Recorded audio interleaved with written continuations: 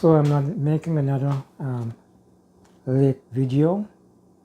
Nomination day is over. A lot of drama, I must say, a lot of excitement. So now that nomination process is over, I think the parties have until Friday if they have to make corrections where GCOM is concerned. The battle now is going to heat up, and that battle is going to take us all the way to on the eve of September the 1st. So in 2020, the small parties, they got about over 9,000 votes. So I'm wondering if the current small parties, and that includes the third largest party, win. Yes, I said it. As far as I'm concerned, based upon the physicality of crowd support yesterday, the win party has gone past AFC. I'm wondering if the small parties will be able to pass that 9,000 votes that they got in the 2020 elections. Now, Almanzo Walton Desire said that it's time to break the cycle. My interpretation of her saying that is breaking the cycle of the two major parties in Parliament, dominating things in Parliament. Kian Jabor made a statement also yesterday when he looked at the crowd that was behind Win, and when he looked at the PPP fundraisers. A lot of the people who are backing those fundraisers are big contractors, those who are getting million and billion dollar contracts, whether it's friends, families, or whatever. And when he looks at the people who are supporting Win, most of them are probably low income or poor people. And he says that you can see it's like comparing cheese to chalk in terms of the divide. So I voted for the AFC 2011, 2015 when I was in Guyana. When I looked at the AFC today, it looks as though it has fallen. When I looked at the crowd for the AFC, and I remember, in fact, I saw a tape of vehicles. The police had prevented vehicles from the Win party from coming down to Georgetown. I don't know what was the reason for that. But when you look at the AFC's turnout and you look at the Win's turnout, the AFC I voted for is really fallen. Nigel admitted to a journalist that the diversity that they had 2011, 2015 is no longer there. They admitted to that they don't have large amount of overseas donors. In other words, he's saying that the donors that they have right now is local. And in terms of people jumping ship, well, he's saying well, maybe it's time for them to clean house. So the young man that was sitting next to the former General Secretary for the PNC, Don Hastings Williams, it was not until tonight I learned that the name of the young man is Duarte. I think it is Duarte Hesburger. Hesburger was a personal assistant to the then CEO, Lowenfield. And I saw how he was going through documents and advising as well as his sister, as well as Don Hastings, maybe on different stuff. And I said to myself, wow. According to the newspapers, I think he was fired from GCOM for some sort of impropriety. But that particular young man they have there in Mohamed's camp, he is going to advise them on the paperwork. I can see that. He is going to advise them on the proper procedures, and if they made mistakes, he's going to assist them in correcting those mistakes. A personal advisor like Keith Lowenfield, Hesburger has to know it inside out. But something that I don't hear a lot of people speaking about. Tabitha Sabaro Hali Most people probably don't know she is a close family to Dr. David Hines. I heard the name called when the Mohammeds were the 7 of them were at the table, at the nomination list table. I heard the reporter call that name, but I didn't take much notice until I saw her proudly wearing the blue jersey today. It will be interesting to hear what David Hines has to say about his close family member joining forces with T. Mohamed. You heard Dr. David Hines telling voters not to split the vote. And there it is, his close family member is right in the bosoms of T. Mohamed. So what I'm going to say here, if I could remember the 7 of them that sat at the nominations table, on the left, starting from the left in this video I'm going to show you, is Mohamed's sister Hannah, followed by the former PNC General Secretary Don Hastings Williams, and then the guy BURKE, and of course Azrin Mohamed, Odessa Primus, and Anox Dr. Mark France. The guy on the right, I'm not familiar with him. So it seems as though we're going to be having some interesting times. The video that I posted, I was in a hurry to shoot that video. I could not have made any comments. So I'm going to join what I'm saying here to that video that I posted of what happened with the Win party today. The reason why I'm focusing on Win is because it seems as though they are going to change the political dynamics in terms of elections in Guyana. We all know about the PPP and the PNC. Those are 2 big horses. And I don't believe Azrin is going to get the presidency. As Sherrod Duncan said, it's hard for you now starting up a political party or movement to move from 0 to 51%. Not in this election, maybe some other elections, but not in this cycle. But they're going to get seats in, not one seat, they're going to get seats in Parliament. The 3 women, Don Hastings Williams, former General Secretary, David Hines' family, Tabitha Sarabo Hali, Natasha St. Louis, those 3 women have one thing in common. They all were parliamentarians under the APNO PNC government.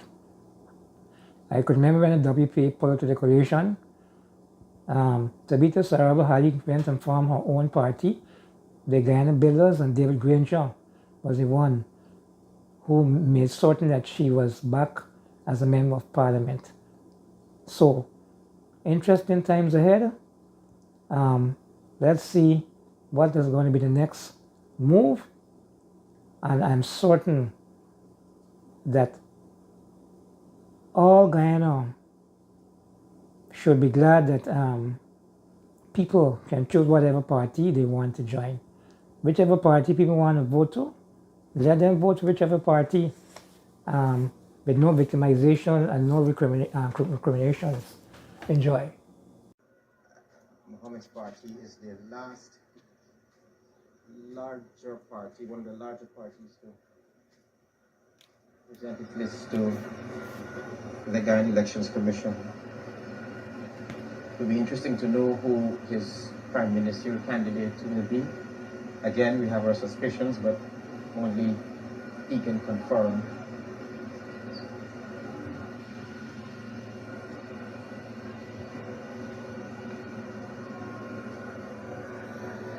A couple thousands of supporters outside already cheering him on as the team entered the Guyana Elections Commission.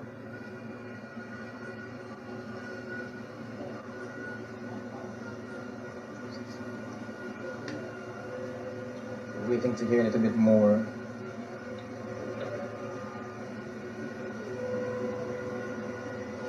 Waiting to hear a little bit more from Azrin Mohamed.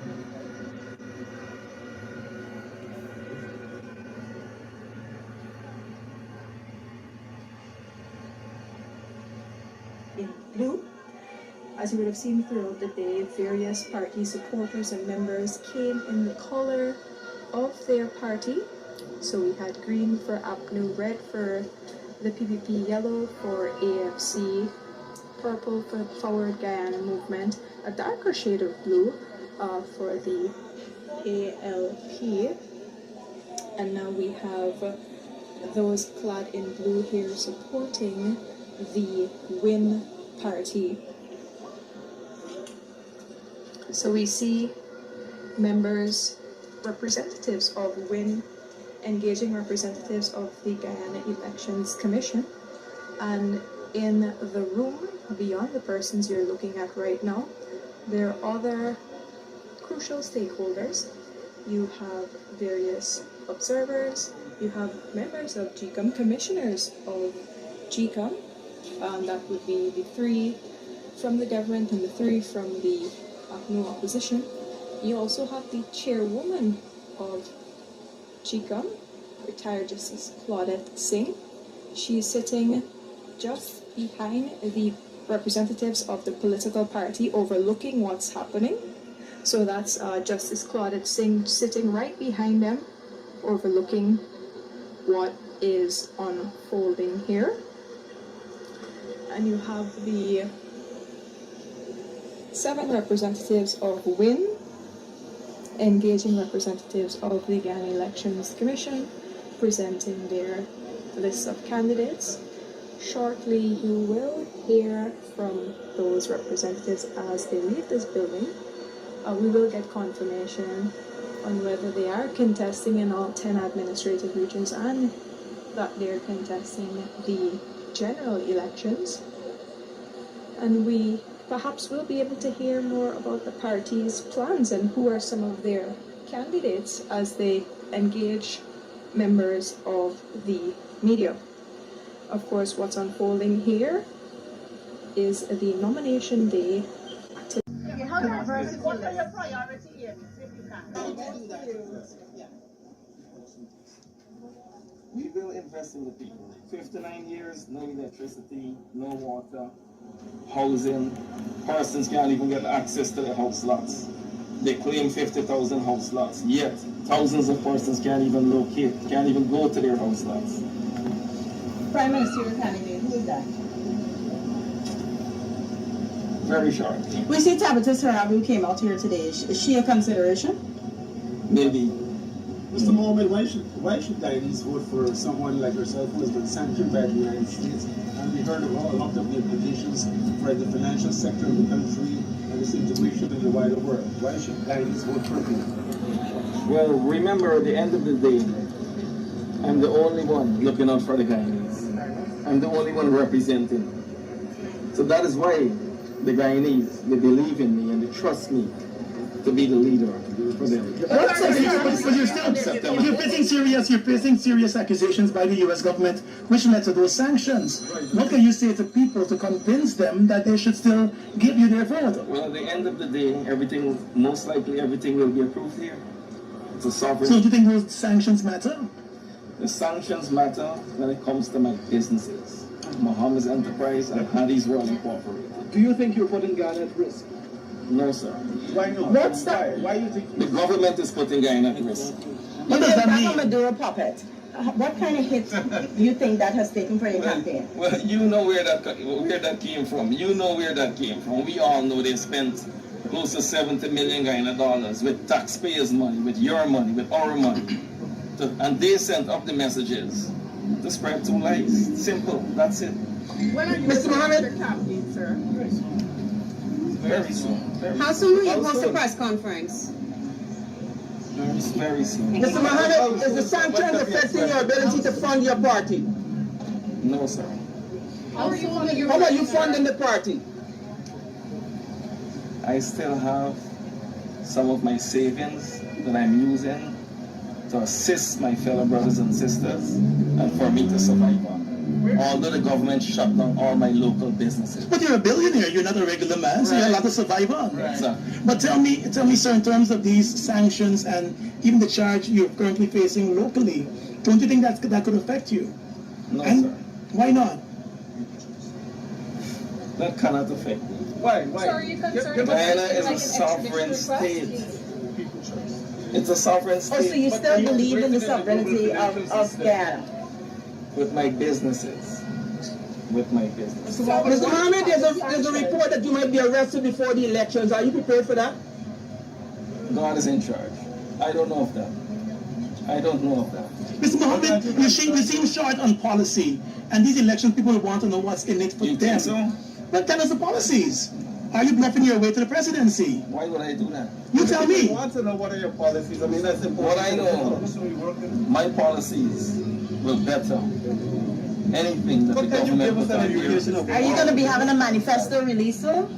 Very short. Very short. And the people would really appreciate it. This is one of the policies you have. These people The want people to are vote concerned. on policy, based on policy. So why should someone vote for you? A policy, program, initiative, anything. So good afternoon, everyone. Let me just step in here. Team Win is much more than one person. Team Win is a team. And we're coming with a people-centered policy that will look at the people. Our interactions with the people have given us all of the issues that the people are facing, and we will look at best how to address these issues that the people are facing. We have a Power Pack manifesto that will be coming soon, coming very, very soon. You will have a summarized version maybe within the next week or two, and of course at the launch of the campaign, you will have the full manifesto. But you must give us three top things from that manifesto. Yes. What are the top 3 areas you're going to look at? Mr. Mohamed, in terms of Guyana's energy sector, oil and gas, what are your ideas or plans for integration in the wider Caribbean and Latin America in terms of energy security and the growth of the sector? Sir, very shortly, we will be addressing all these matters. We just got to cross all these hurdles. You know the kind of victimization I'm getting. Just now, 1,000 of my supporters were left behind on the East Bank. Why? What happened? Why? Well, 1,000 of them, over 80 bus load, maybe 100 bus load from Linden, coming here to support. What role do you see Guyana playing in CARICOM, for instance, given its oil wealth? I'll take it. Guyana is... I would like to hear from the presidential candidate. Yes, it's a team. We're not one person here, we're a team. Right. Guyana is one of the leading nations in CARICOM. We have seen great importance in the role of Guyana with regard to CARICOM, and we will continue to play that role. We are going to work to be the breadbasket of the Caribbean. We are going to be one of the major energy producers for the Caribbean, and not only for Guyana, but we want to ensure that the Guyanese people benefit first and foremost from our policies, and that's why we're telling you, when you How see will our you ensure manifesto, that? In what ways? because we will be investing in the people. Most of them are the resources and the funds that we get from our oil resources and other resources, because we plan on diversifying the economy as much as possible. That will be given to the people. But the economy is already diversified. To what extent will you take it beyond the current benchmarks? I would ask that question. Do you think our economy is diversified? Yes, there is. There is what? There's the agricultural sector. You don't need to be rude to me. No, certainly it's not. The agricultural sector is a strong contributor to the non-oil economy. It's in the budget. Yes, and I'm telling So you I'm that asking of the you, budget beyond the of current 2025, benchmarks of 512, diversification, what are WIN's plans? When we throw out a full manifesto for you to see our plan, and we're going to be improving in all areas, but more Such so as? in agriculture, in healthcare, in education, in national security, How? in governance at the local level. How? What is one thing you will do to transform the education sector? What's one thing you can tell us you will do We that can is tell not you being done that the or has persons already been who proposed? suffer the most are the persons who live in the interior. And that is where you've seen, just look at our national grade 6 examinations. Not one student from the interior was able to get Queen's College. That is a reflection of where the policies have failed. So we will be investing more in people, especially in these critical areas. So you're saying education is one of the main priorities? It is most certainly one of the main priorities. For you to have a nation that is able to represent itself, that is able to be seen on the world map as something of importance, you must educate the people. Your human resources is much more important. What about the border controversy? Yes, Do can you you speak to that? see a U.S. sanctioned person gathering the U.S. support in the border controversy? We are a sovereign nation, and we have international allies that we will not be looking to jeopardize our roles with them. Instead, we will be building and increasing on those roles that we have. I just want to add, we are here today because of the people want to see. We're not here because Azadine, we are a team. Like Azadine said, we went the length and breadth of this country, and the people, Public demand. We are here starting from Pablo Pretoria to all the way to Cape. We were here because of the people. If it wasn't the people with our backers list and our candidate, we wouldn't be here. So that's Tell me a little about the diversification of your list. Young people, women. What do you listen?